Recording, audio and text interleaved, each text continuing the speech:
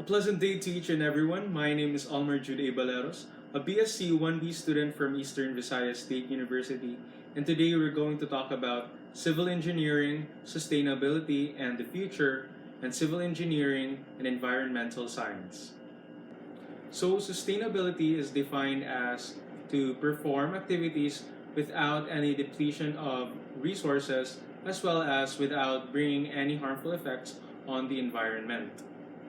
So practicing sustainable construction methods will help avoid any harmful effects from doing these construction activities. Here, let me show you some of the top 10 sustainable building methods. So one is green roofs. Another innovation for the top commercial properties comes from green roofs. Grass, plants, flowers, bushes, and other greenery grows on the roofing material. Stormwater is absorbed into the soil and managed more easily than with a bare roof. Heating and cooling costs are reduced, and the air quality is improved.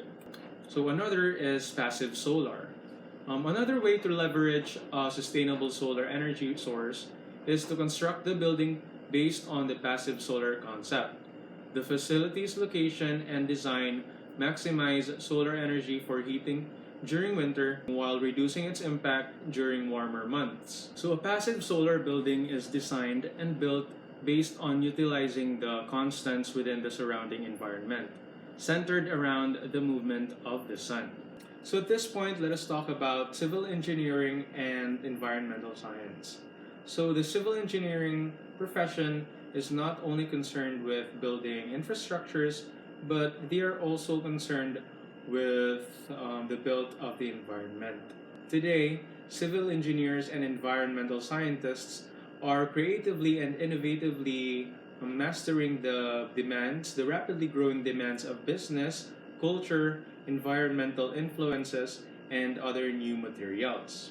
So that ends our discussion about civil engineering, sustainability, and the future, and civil engineering and environmental science. Thank you everyone for watching.